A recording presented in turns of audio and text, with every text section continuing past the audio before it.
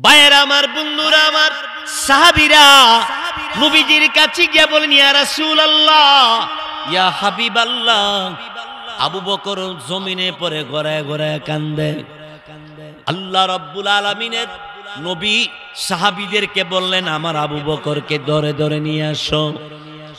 হযরতে আবু বকর সিদ্দিক রাদিয়াল্লাহু তাআলা আনহুকে আমার নবীজির কাছে নিয়ে গেলেন। রাসূল জিজ্ঞাসা করলেন, আবু বকর কেন কান্দো তুমি? আবু বকর সিদ্দিক রাদিয়াল্লাহু তাআলা তিনি বললেন, ইয়া রাসূলুল্লাহ, আমি আবু বকর দুনিয়াতে মানুষ হিসাবে আল্লাহ আমারে বানাইছে, আবার আমারে মৃত্যু দিবে, জিন্দাও করবে। জীবিত করার পরে মহান আল্লাহর কাছে আমাকে হাজির করা হবে। আল্লাহ তাআলা আমি আবু বকরকে যদি জিজ্ঞাসা করে, আবু বকর জীবনে জৈবনে কি আমল কইরা আসছো আমারে বলো, আমি আবু বকর আল্লাহর কাছে আমি হিসাব দিতে পারবো না। এই ডরে, এই ভয়ে আমি কান্দি। আল্লাহ রাব্বুল আলামিনের নবী রাহমাতুল লিল আলামিন তখন ডাক দিয়ে বললেন, আবু বকর তামাম পৃথিবীর ভিতরে পুরুষের মধ্যে সর্বপ্রথম তুমি আমার কাছে কালিমা পড়ে মুসলমান হয়ে গেছো। দুনিয়ার সব ব্যবসা বাণিজ্য ছেড়ে দিয়া ইসলামের জন্য, কোরআনের জন্য, নবীর জন্য, আল্লাহর জন্য ভালোবাসা এত কিছু করার পরে তুমি কি মনে করেছো আল্লাহর কাছে তুমি হিসাব দিতে পারবে না? আমার নবী রাহমাতুল লিল আলামিন, আমার ভাইয়েরা আমার, বন্ধুরা আমার, আবু বকর সিদ্দিক রাদিয়াল্লাহু তাআলা আনহুকে এই কথা বলার ভিতরে আল্লাহ রাব্বুল আলামিন জিবরাইল ফেরেশতাকে ডাক দিয়ে বললেন, জিবরাইল রে, আমার বন্ধুকে গিয়া বলো আবু বকর কখন জান্নাতে আসবে। বারবার হুর পুরীরা আমি আল্লাহর কাছে বারবার দরখাস্ত করি, আবু বকর কখন জান্নাতে আসবে। হুরপুরীরা আল্লাহর কাছে আবদার করতে থাকে, সে আবু বকর আল্লাহর কাছে যাইয়া কেমনে হিসাব দিবে এই চিন্তা করে। দানসর এলাকার পর্দার ভিতরে মা বোনেরা আমার, মাগরিব থেকে এই পর্যন্ত উলামায়ে কেরাম দামি দামি বয়ান করে গেছেন। আমার পর আরো দামি দামি বয়ান উলামায়ে কেরাম করবেন। সব কথার এক কথা হইল, আল্লাহর নবীর সাহাবীদের ইত্তেবা করেন, নবীর ইত্তেবা করেন। নবী আর সাহাবায়ে কেরামের দলে অন্তর্ভুক্ত হইতে যাইয়া জানে মালে সব দিক দিয়া ঐক্যবদ্ধ হইয়া ঈমান আমল নিয়ে কবরে যাওয়ার তৌফিক আল্লাহ আমাদেরকে দান করুক, বলেন আমিন। আমার নবী রহমতের নবী রাহমাতুল লিল আলামিন বললেন, হে সাহাবীরা, দুনিয়ার জমিনে ঈমান আমল নিয়ে যদি তুমি পৃথিবীর জমিনে থাকতে পারো, আর সেই ঈমান নিয়ে যদি তুমি কবরে ঘুমাইতে পারো, কবরের ভিতরে আল্লাহ রাব্বুল আলামিন তোমার জন্য জান্নাতের বাতাস চালু করে দিয়ে দিবে। তুমি জান্নাতের বাতাস পায়া ঘুমাইবা। মুনকার নাকির নামক ফেরেশতা কবরের ভিতরে ঢুকতে চাইবে। কবরের ভিতর থেকে আওয়াজ আসবে, কে? মুনকার নাকির বলবে, আমরা আল্লাহর তৈরি ফেরেশতা মুনকার নাকির। ভিতর থেকে ডাক দিয়ে বলবে, মুনকার নাকির কেন এসেছো? মুনকার নাকির বলবে, কবরের ভিতরে সওয়াল করার জন্য, প্রশ্ন করার জন্য এসেছি। তুমি কে? ভিতর থেকে বলবে, আমি হইলাম মহান আল্লাহর বাণী কোরআনুল কারীম। সাহাবীরা ডাক দিয়ে বলেন, ইয়া রাসূলুল্লাহ, কোরআনুল কারীম কবরের ভিতরে যদি আমার জন্য এইভাবে পাহারাদার হইয়া দাঁড়ায়, তাহলে কবরের ভিতরে মুনকার নাকির যদি প্রবেশ করতে না পারে, কিন্তু কিয়ামতের কঠিন ময়দান আল্লাহ রাব্বুল আলামিন যখন আহকামুল হাকিমিন হইয়া তিনি যখন বিচার আরম্ভ করবে, ওই দিন আমার জন্য কি কোরআনের পক্ষ থেকে কোনো সহযোগিতা পাবো? আল্লাহর নবী বলেন, কোরআনুল কারীম যেইভাবে নবীরা সুপারিশ করবে, আলেম উলামা সুপারিশ করবে, ঠিক তেমনি ভাবে কোরআনুল কারীম কাল কিয়ামতের কঠিন ময়দানে আল্লাহ রাব্বুল আলামিনের বান্দার জন্য সুপারিশ করে বলবে, আল্লাহ রাব্বুল আলামিন আপনার বান্দাটা, আমি মহান আল্লাহ আপনার বাণী, আমি কোরআনকে আমাকে এত ভালোবাসতো, আমাকে মহব্বত করত, আমাকে মহব্বত করে আমার দিকে তাকায় থাকতো। সুবহানাল্লাহ বলবেন না? হে আল্লাহ তাআলা, আপনি যদি এই লোকটারে জাহান্নামে দেন, আমি কোরআনও তার সাথে জাহান্নামে যাব। আল্লাহ রাব্বুল আলামিন বলবে, হে কোরআন, তুমি যদি জাহান্নামের ভিতরে যাও, জাহান্নামের আগুন ঠিক থাকবে না। এক, দুই নম্বর হলো আমি আল্লাহর মান মর্যাদা থাকবে না, আমার নবীর মান মর্যাদা থাকবে না। সুতরাং কোরআন তোমার চাহিদা কি? কোরআন বলবে, আল্লাহ আমি কোরআনের খাতিরে আপনার বান্দারের মাফ করে দেন। আল্লাহ পাক রব্বুল আলামিন বলবে, আমার বান্দার জিন্দেগির ভিতরে যত গুনাহ আছে, কোরআনুল কারীম তুমি যখন আমার বান্দার পক্ষে সাক্ষীটা দিয়ে দিলা, আমি আমার কোরআনের বরকতে বান্দারে ক্ষমা করে দিয়েছি। তাইলে বলেন তো, আপনাদের দানসার এই মাদ্রাসার মধ্যে সেই কোরআন শিক্ষা দেওয়া হয়, যেই কোরআন কবরের ভিতরে আপনার পাহারাদার হয়ে থাকবে, যেই কোরআন হাসর ময়দান আপনাকে সুপারিশ করে জান্নাতের ভিতরে পৌঁছাইয়া দিবে, সেই কোরআনের পক্ষে থাকার দরকার আছে না নাই? আর একটু জোরে কন। ভাইয়ের আমার, বন্ধুরা আমার, হযরতে খাদিজাতুল কুবরা রাদিয়াল্লাহু তাআলা আমার নবীকে বললেন, ইয়া রাসূলুল্লাহ, ইয়া হাবিবাল্লাহ, নবী গো, আপনার কাছে আমার একটা কথা আছে। কি কথা বলো? খাদিজা রাদিয়াল্লাহু তাআলা আনহা বলেছিলেন, নবীজি আপনি যখন কোরআন পড়েন এত মজা লাগে, আপনার কোরআন তেলাওয়াত শুনলে মনে হয় যেন আপনি আরো পড়েন, আমি আরো শুনি, কিন্তু তৃপ্তি পাই না। এমন সময় নবী ডাক দিয়ে বলেন, খাদিজা, আমার জবানের কোরআন তেলাওয়াত শুনে তোমার যদি তৃপ্তি না মিটে, কোরআনটা যিনি নাজিল করছেন, কোরআনের কথা যার, তিনি যে তেলাওয়াত করবে মজা কেমন হবে তুমি জানোনি? সুবহানাল্লাহ বলবেন না? হযরতে খাদিজা বললেন, ইয়া রাসূলুল্লাহ, যিনি কোরআন নাজিল করেছেন, কোরআন যার কথা, তিনি আল্লাহ, আল্লাহ তিনি কি কোরআন তেলাওয়াত করবেন? হ্যাঁ খাদিজা রে, স্বয়ং আল্লাহ রব্বুল আলামিন কোরআন তেলাওয়াত করবে। খাদিজাতুল কুবরা রাদিয়াল্লাহু তাআলা ধাঁধা করে চোখের পানি ছেড়ে ছেড়ে তিনি কাঁদতে আরম্ভ করলেন। নবীজি ডাক দিয়ে বললেন, আরে খাদিজা, কেন কান্দো, কি দুঃখ বলো না? তখন খাদিজা ডাক দিয়ে বলে, ওগো আল্লাহর নবী, কোরআনুল কারীমের তেলাওয়াত আল্লাহ রব্বুল আলামিন তিনি জান্নাতের ভিতরে করবে, কিন্তু আমি খাদিজা আমার জীবনে যা ইবাদত করলাম, আমার দ্বারা আল্লাহ রব্বুল আলামিন কি আমাকে জান্নাত দিবে কিনা, আমি কি জান্নাত পাবো কি পাবো না? আল্লাহর নবী তিনি বসা থেকে দাঁড়ায় ডাক দিয়ে বললেন, খাদিজা রে, আমি যখন মেরাজে গিয়েছিলাম, মেরাজ থেকে আমি এসেছি, আইসা আমি একটা সংবাদ তোমারে জানাই নাই, সমস্ত সাহাবাই কেরামকে জানাই নাই, আজকে তোমারে জানাইয়া দেই। খাদিজা রে, জান্নাতের ভিতরে আল্লাহ রব্বুল আলামিন কয়েকটা ঘর বানায় রাখছি, এর ভিতরে একটা ঘর এত সুন্দর সুসজ্জিত করে বানানো। আমি জিজ্ঞাসা করেছি, এই জিবরাইল, এত সুন্দর সুন্দর ঘর মহান আল্লাহ পাক রব্বুল আলামিন কার জন্য বানাইছে? এমন সময় জিবরাইল আমাকে ডাক দিয়ে বললেন, ওগো আল্লাহর নবী, আসুন আপনি একটু সামনে আসেন, একটু নামটা পড়া দেখেন। আল্লাহ নবী তাকায়া দেখি ওই ঘরের সামনে লেখা খাদিজাতুল কুবরা। খাদিজার নামে আলাদা ঘর, জান্নাতের ভিতরে রিজার্ভ করা। সেই খাদিজা চিন্তা করে জান্নাতের ভিতরে কেমনে যাইব, জান্নাতে যাইতে পারবো কি পারতো না, এই চিন্তা উনি জানে বাসে না।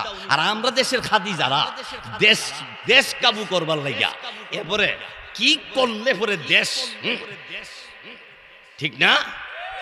আমরা খাদিজারা তো খবরই নাই। আমরা খাদিজারা মনে করে যে জান্নাত মনে হয় এদের নিজে বাড়া রাখা। আপনাদের দানসর মহিলার কথা বই না ও মুসলমান, বন্ধুগণ আমার খারাপ লাগতেছে। তার পরবর্তীতে খাদিজাতুল কুবরা রাদিয়াল্লাহু তাআলা আনহাকে আমার আপনার নবী বলেন, খাদিজা জান্নাতের ভিতরে তোমার জন্য আলাদা ঘর আল্লাহ বানায় রাখছি। খাদিজা ডাক দিয়ে বললেন, ওগো আল্লাহর নবী, আমার জন্য আল্লাহ কোন ইবাদতের বিনিময়ে, আমার কোন আমলের কারণে আমার জন্য আল্লাহ জান্নাতে ঘর বানাইছি? আল্লাহ রসুল ডাক দিয়ে বললেন, খাদিজা রে, তোমার একটা আমল আল্লাহর কাছে পছন্দ, সেটা হলো তুমি আমাকে মহব্বত করো, আল্লাহকে মহব্বত করো। তোমার যত দ্বন্দ্বলত আছে কোরআনের জন্য, ইসলামের জন্য তুমি যে দান করে দিছো, আল্লাহ বলেন আমার খাদিজা দ্বন্দ্বলত সব দান করলো কোরআনের জন্য, আমি আল্লাহ দান করলাম জান্নাতের সম্পন্ন সব। জোরে বলেন আলহামদুলিল্লাহ, আলহামদুলিল্লাহ। এই জন্য খাদিজার মতো এত নেককারিনী একজন মহিলা হইয়া জান্নাতে যাওয়ার ব্যাপারে এত টেনশন করে।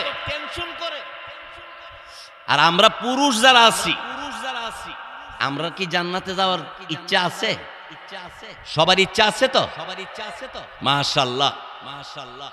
নামাজ পইরা না সাইরা, রোজা রাইক্যা না রাইক্যা, সুদ খাইয়া না সাইরা, পরের হক নষ্ট কইরা না নষ্ট কইরা, সাবধান সাবধান।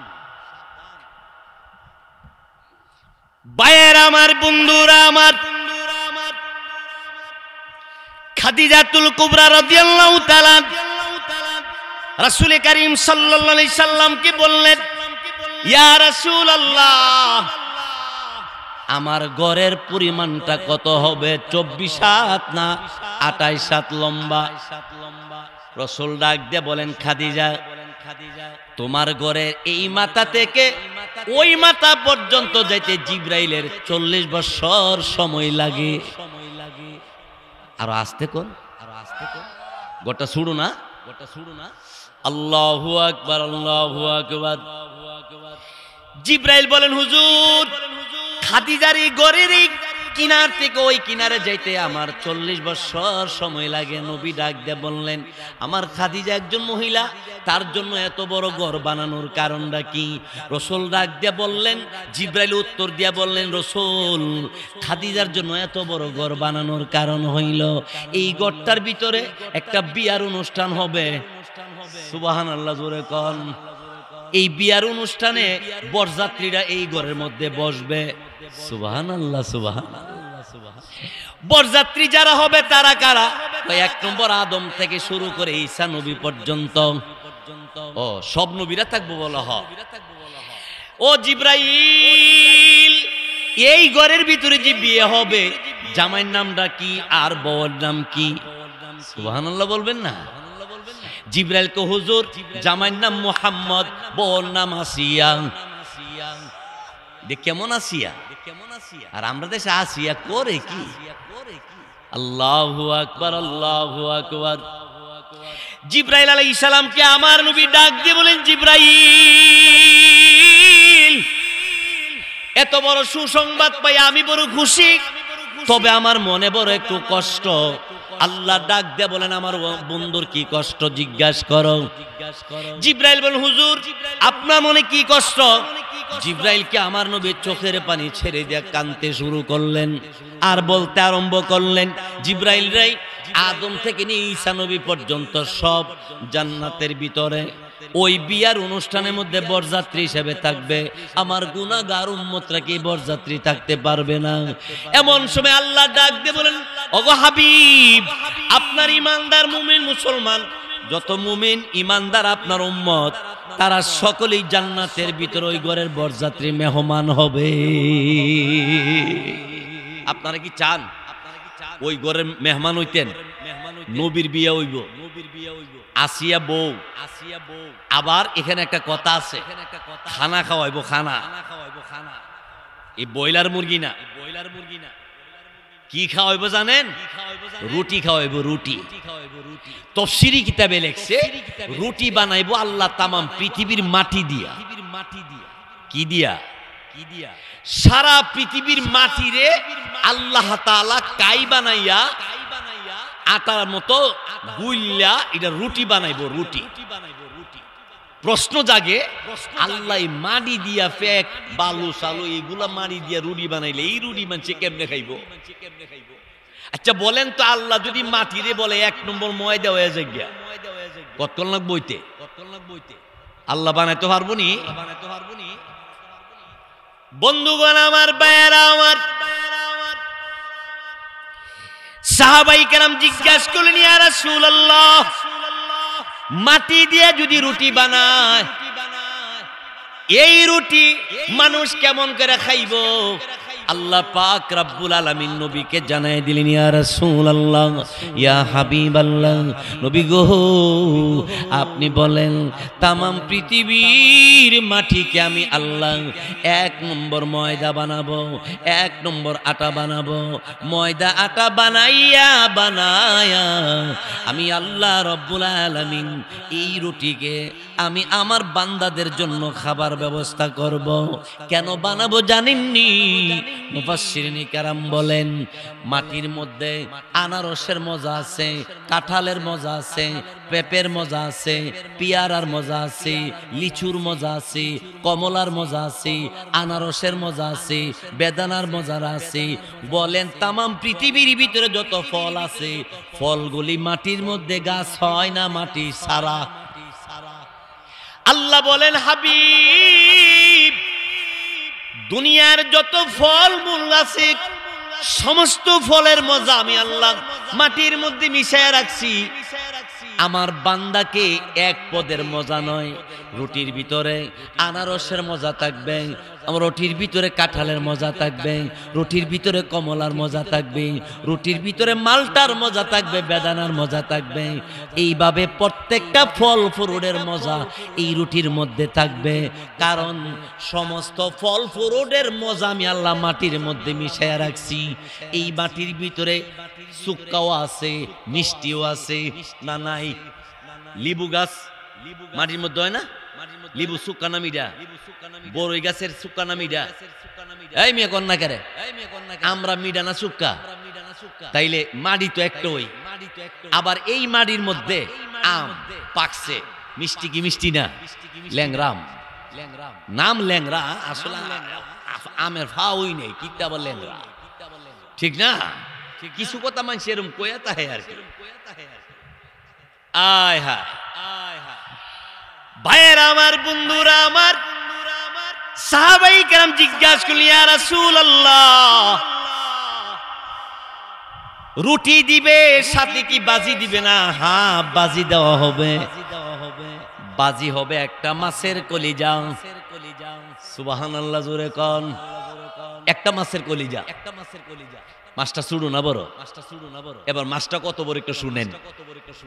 আল্লাহ পাক রব্বুল আলামিন 7 আসমান 7 জমিন সবকিছু নির্মাণ করার পরে 7 জমিনের নিচে আল্লাহ একটা মাছ বানায় রাখছে। মাছটার মাঝখানে একটা কাঁটা আছে। এই কাঁটাটার উপর আল্লাহ একটা বাড়ি বসাইছে। বাড়িটার উপর আল্লাহ পৃথিবীটা বসাইছে। পৃথিবী এবং আসমান সম্পূর্ণটা এই মাছের কাঁটার উপরে বহন করে। মাছটা মনে 10 কেজি হইল।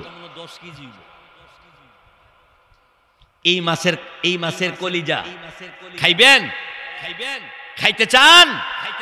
তাইলে আম্মা আব্বার খেদমত কইরেন। মা বোনদেরকে বলবো স্বামীর খেদমত কইরেন। আর আমরা যারা স্বামী হইছি বর একটু আদর কইরেন। গিয়ে খালি কুত্তার মতো ফাট ফুট ফুট কইরেন না, কিছু আদর কইরেন, ডাক দিয়ে, সুন্দর করে ডাক দিয়ে। আমার ভাইয়েরা, বন্ধুরা আমার, তারপরে শুনে আমি আপনাদের সামনে যে আয়াত পড়েছি, আল্লাহ পাক রব্বুল আলামিন তিনি বলেন, কাইফা তাকফুরুনা বিল্লাহি ওয়া কুনতুম আমওয়াতা ফাআহইয়াকুম সুম্মা ইউমীতুকুম সুম্মা ইউহয়ীকুম সুম্মা ইউহয়ীকুম সুম্মা ইলাইহি তুরজাউন। আল্লাহ রব্বুল আলামিন তিনি বলেন, হে দুনিয়ার মানুষ, কেমন করে আল্লাহর সাথে নাফরমানি করো? আল্লাহর সাথে কেন নাফরমানি করো? কোন কারণে করো? তোমারে মানুষ বানাইছে আমি, কিন্তু আল্লাহর তো দয়া বেশি। আল্লাহর দয়া বেশি, বেশি না কম? আল্লাহর তো দয়া বেশি। ফজর তো ঘুমায়া থাকি, আল্লাহ ইচ্ছা করলে ঘুমতে তুলতো পারলো নইলে বেশি না। খালি একটা ফেরেশতারে যদি কইতো যে দানসরের মধ্যফাড়া থেকে একটা লোকের কান টান্দা সিরাল হয়ে পড়বে, টান্দা সিরাল কেডারে বলে আমি ফেরেশতা, কেরে আমার কান সিসুত কেরে ও ফজর নামাজের সময় হুইয়া রইসুত কেরে। হে জীবন আর হইতে তাক লইলে সহালে ওইটা কই লইলে আর কে হুইয়াতে কেন কান সিরালা, ঠিক না? জোরে কর। তাহলে রাইতে 3টা বাজে উঠতে বড় করলো উঠতে বইয়া থাক, কারণ হুজুর আজান দাঁড়ালে ফেরেশতা কান সিরা লাগবে। আবার মুয়াজ্জিন দিকে জিগে লিলে হুজুর আজানের টাইম হইছিনি, কেরে বেগারটা করেন কেরে কো ঠ্যাং ভেঙে লেবো বলে কান নাগা সিরা। আল্লাহ তো দয়া করে, এত দয়ার পরেও আল্লাহ বলে, কেন তুই আমি আল্লাহর সাথে নাফরমানি করো? এই বাংলা তুমি মৃত ছিলে, ফাহিয়াকুম আমি তোমারে জিন্দা করেছি। বান্দা তুমি মনে করবা না তোমারে জিন্দা রাখবো, তোমার আমি আল্লাহ রব্বুল আলামিন সুম্মা ইউমীতুকুম আমি আল্লাহ তোমাকে আবার মৃত্যু দিব। বলেন আপনার পূর্বপুরুষ যারা ছিল তারা আছে না গেছে গা? কই গেছে? কবর তো দানসর কবরস্থান আছে। বাইশব আমার বন্ধুরা, আমার সাউথ আফ্রিকা দক্ষিণ আফ্রিকা থেকে খবর আসে, দানসর বাড়ি পাশে কবর। আসে না কোনো খবর। সাউথ আফ্রিকা আমেরিকার চাইতে দূরের জায়গার নাম কবর। এই কবর থেকে কোনো খবর আসে না, কিন্তু আমেরিকা থেকে খবর আসে, মোবাইলে খবর পাওয়া যায়। এখন তো মোবাইল হইতে হইতে লাশ পর্যন্ত দেখতেও কথা কোন যায়, ঠিক না? আবার এমন মোবাইল মনে বাইরে বজে তুই কত কোন লেগে আমেরিকা আইতারবি, আবার কত খবর বাজিতে বেগা, এমন সিস্টেম মনে হইতো পারে। বাব্বালা না, আল্লাহু আকবার, আল্লাহু আকবার। বাইশব আমার বন্ধুরা, আমার তারপরে শুনে আমার আপনার আল্লাহ বলেন, কাইফা তাকফুরুনা বিল্লাহি ওয়া কুনতুম আমওয়াতা। বান্দারে আল্লাহর সাথে নাফরমানি কেন করো? নাফরমানি কারে কো আমরা চিনিই না। নাফরমানি কারে কো? চিনিই না।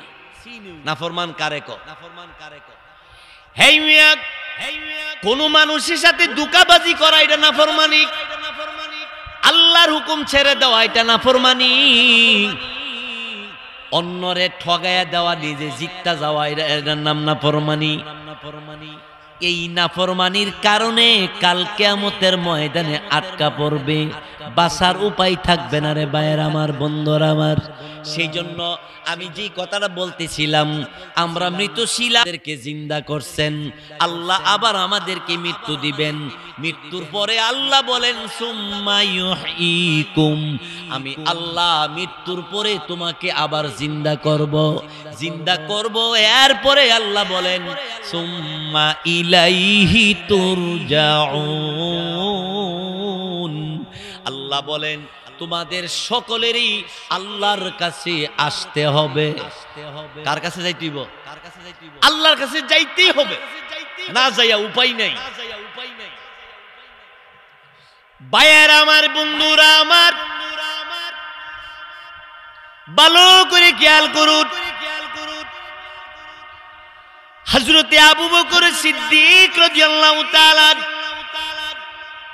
আল্লাহর কাছে উপস্থিত হওয়ার ব্যাপারে তিনি জমিনে পড়ে ঘরে ঘরে কান্দে। সাহাবীরা জিজ্ঞাসা করলেন, আবু বকর, নবী আপনার এত ভালোবাসে, আপনি জমিনে পড়ে কেন ঘরে ঘরে কান্দেন? আবু বকর ভালো বলে না মন্দ বলে না, শুধু চোখের পানি ছেড়ে ছেড়ে তিনি কান্দেন। এত দামি সাহাবী, যার জন্য আল্লাহ রব্বুল আলামিনের পক্ষ থেকে ঘোষণা, আমার আবু বকর জান্নাতের মেহমান। ভাইয়েরা আমার, বন্ধুরা আমার, সাহাবীরা নবীজির কাছে গিয়ে বলেন, ইয়া রাসূলুল্লাহ, ইয়া হাবিবাল্লাহ। আবু বকর জমিনে পড়ে ঘরে ঘরে কান্দে। আল্লাহ রব্বুল আলামিনের নবী সাহাবীদেরকে বললেন, আমার আবু বকরকে ধরে ধরে নিয়ে আসো। হযরতে আবু বকর সিদ্দিক রাদিয়াল্লাহু তাআলা আনহুকে আমার নবীজির কাছে নিয়ে গেলেন। রাসূল জিজ্ঞাসা করলেন, আবু বকর, কেন কান্দো তুমি? আবু বকর সিদ্দিক রাদিয়াল্লাহু তাআলা তিনি বললেন, ইয়া রাসূলুল্লাহ, আমি আবু বকর দুনিয়াতে মানুষ হিসাবে আল্লাহ আমারে বানাইছে, আবার আমারে মৃত্যু দিবে, জিন্দাও করবে। জীবিত করার পরে মহান আল্লাহর কাছে আমাকে হাজির করা হবে। আল্লাহ তাআলা আমি আবু বকরকে যদি জিজ্ঞাসা করে, আবু বকর জীবনে জৈবনে কি আমল করে আসছো আমারে বলো, আমি আবু বকর আল্লাহর কাছে আমি হিসাব দিতে পারবো না। এই ডরে, এই ভয়ে আমি কান্দি। আল্লাহ রব্বুল আলামিনের নবী রাহমাতুল লিল আলামিন তখন ডাক দিয়ে বললেন, আবু বকর, তামাম পৃথিবীর ভিতরে পুরুষের মধ্যে সর্বপ্রথম তুমি আমার কাছে কালিমা পড়ে মুসলমান হয়ে গেছো। দুনিয়ার সব ব্যবসা বাণিজ্য ছেড়ে দিয়া ইসলামের জন্য, কোরআনের জন্য, নবীর জন্য, আল্লাহর জন্য ভালোবাসা এত কিছু করার পরে তুমি কি মনে করেছো আল্লাহর কাছে তুমি হিসাব দিতে পারবে না? আমার নবী রাহমাতুল লিল আলামিন, আমার ভাইয়েরা আমার, বন্ধুরা আমার, আবু বকর সিদ্দিক রাদিয়াল্লাহু তাআলা আনহুকে এই কথা বলার ভিতরে আল্লাহ রাব্বুল আলামিন জিবরাইল ফেরেশতাকে ডাক দিয়ে বললেন, জিবরাইল রে, আমার বন্ধুকে গিয়া বলো আবু বকর কখন জান্নাতে আসবে। বারবার হুরপুরীর আমি আল্লাহর কাছে বারবার দরখাস্ত করি, আবু বকর কখন জান্নাতে আসবে। পুরপুরীরা আল্লাহর কাছে আবদার করতে থাকে, সে আবু বকর আল্লাহর কাছে যাইয়া কেমনে হিসাব দিবে এই চিন্তা করে। দানসর শহ এলাকার পর্দার ভিতরে মা বোনেরা আমার, মাগরিব থেকে এই পর্যন্ত উলামাই কেরাম দামি দামি বয়ান করে গেছেন। আমার পর আরো দামি দামি বয়ান উলামাই কেরাম করবেন। সব কথার এক কথা হইল, আল্লাহর নবীর সাহাবীদের ইত্তেবা করেন, নবীর ইত্তেবা করেন। নবী আর সাহাবাই কেরামের দলে অন্তর্ভুক্ত হইতে যাইয়া জানে মালে সব দিক দিয়া ঐক্যবদ্ধ হইয়া ঈমান আমল নিয়ে কবরে যাওয়ার তৌফিক আল্লাহ আমাদেরকে দান করুক, বলেন আমিন। আরো জোরে বলি আমিন। ভাইসব আমার, এই তো হইল সাহাবীদের অবস্থা। সারা পৃথিবীতে যত বড় বড় মাদ্রাসা আছে, এর ভিতরে দেওবন্দ মাদ্রাসা একটা বড় মাদ্রাসা। নাম শুনছেন? এই দেওবন্দ মাদ্রাসার শাখাটাই হইল দানসার মাদ্রাসা। আলহামদুলিল্লাহ, এই দানসার মাদ্রাসার কমিটি, দানসার মাদ্রাসার মুহতামিম এবং আসাতাজে ইকরাম সহ ছাত্র ভাইদেরকে আল্লাহ তাআলা কবুল করক। সবাই বলে আমিন।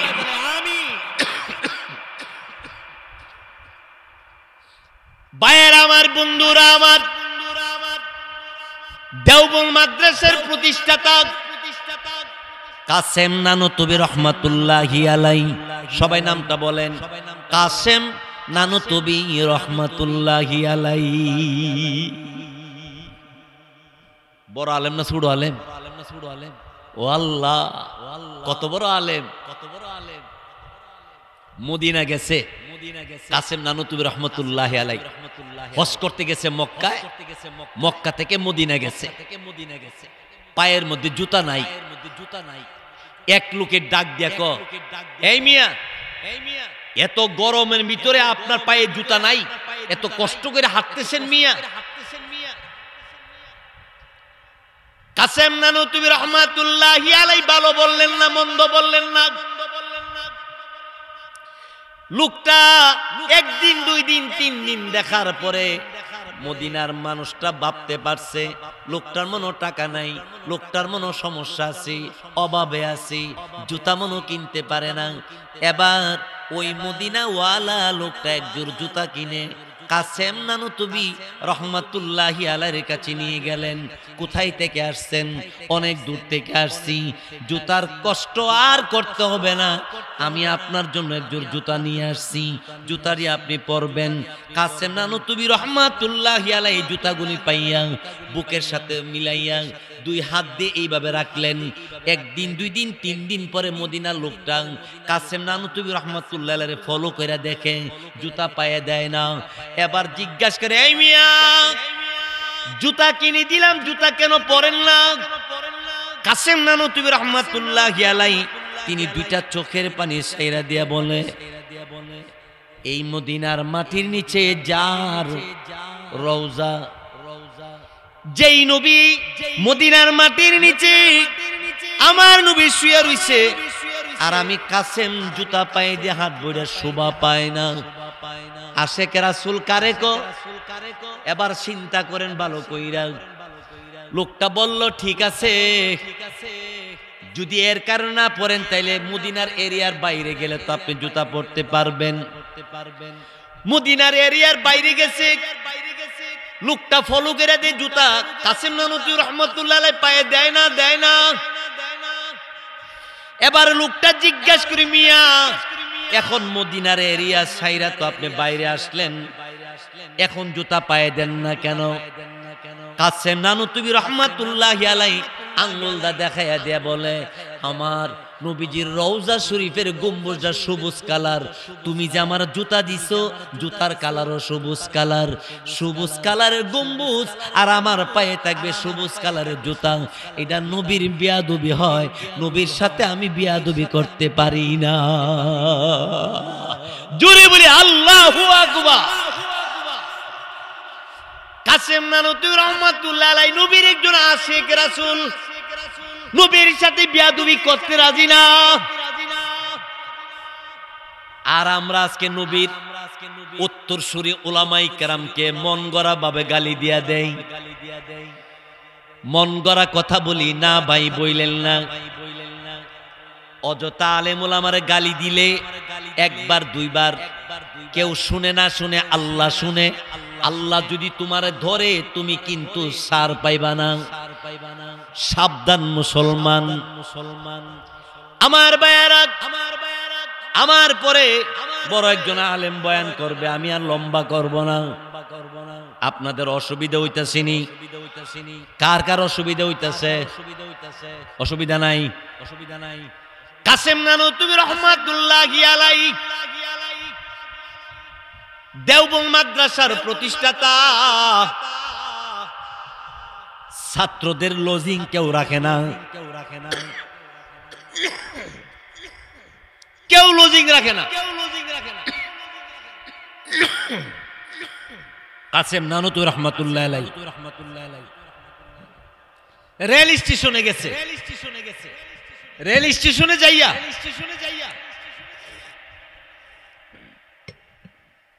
দাঁড়াই রইছে। মানুষে মালের বস্তা লইলে, মালের বস্তা মাথায় লইয়া বেটা বাড়িতে পৌঁছাই দিছে, তো কিছু টাকা দিলে এই টাকা দিয়ে বাজার করে ছাত্ররে খাওয়াইছে।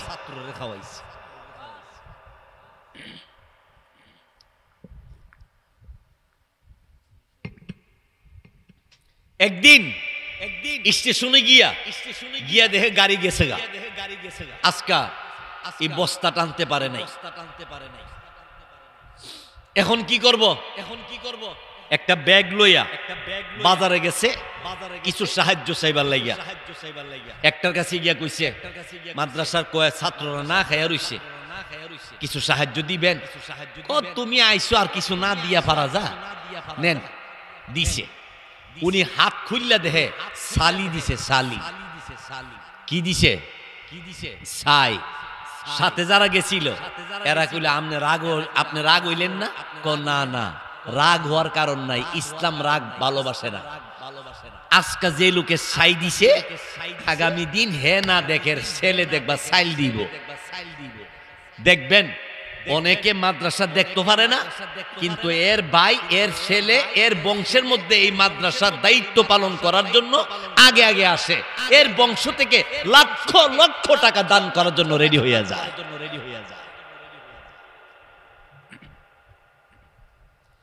কাসেম নানুতুবি রহমাতুল্লাহ আলাইহি সারা বাজার ঘুরল, কেউ বাজার দিল না,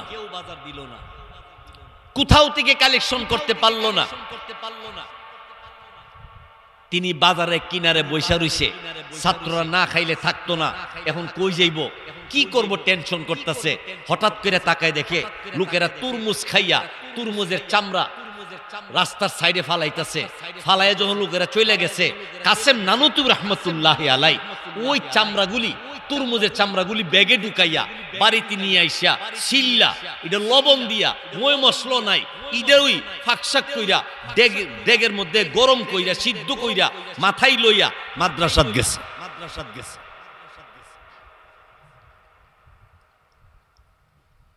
মাদ্রাসার ভিতরে তরমুজের চামড়া সিদ্ধ করে, মশলা নাই, সামান্য কিছু লবণ দিয়া এই তরমুজের চামড়া সিদ্ধ করে ছাত্রদের সামনে দিয়া বলল, ছাত্ররা রে, খাবারটা আজকে দুর্বল হইলেও খেয়ে নাও, আর একটু ভালো খাবারের ব্যবস্থা আমি করার চেষ্টা করব, তোমরা এগুলি খাইয়া নিবা। ছাত্রদের খাবার দিয়া এই দেখছি নামায়া কাসেম নানুতুবি রহমাতুল্লাহি আলাইহি মাদ্রাসার ঘরের পিছনে যাইয়া তিনি সেজদায় পড়ে আল্লাহ রব্বুল আলামিনকে ডাক দিয়ে বললেন, আল্লাহ গো, আপনার কোরআন শিক্ষা দেওয়ার জন্য, আপনার নবীর সুন্নত শিক্ষা দেওয়ার জন্য, এই মাদ্রাসার ছাত্রদের খাবারের জন্য এতদিন পর্যন্ত আমি কুলিগিরি করলাম, আজকে রেলগাড়ি লাগাল পাই নাই, বস্তা টানতে পারি নাই, বাজার করার টাকা নাই, বাজার থেকে তরমুজের চামড়া নিয়ে এইগুলি সিদ্ধ করে ছাত্রদের সামনে যে খাবার দিয়ে আসলাম, না জানি এই খাবার পাইয়া ছাত্র সব চইলা যায়, সেজদার মধ্যে পড়ে হাউ মাউ করে চিৎকার করে আল্লাহর কাছে কান্দে, এ আল্লাহ,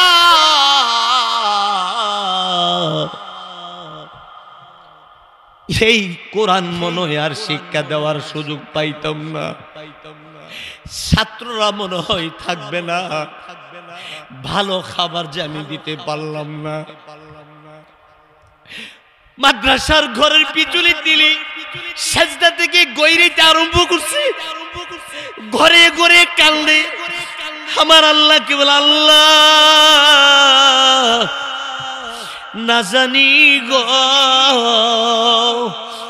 এই তরমুজের চামড়া সিদ্ধ করা খাওয়া খাইয়া ছাত্রগুলি চলে গেলে কোরআন কারে শিখা দিমু, কারে শিখাবো কোরআন, কারে শিখাবো নবীর সুন্নত।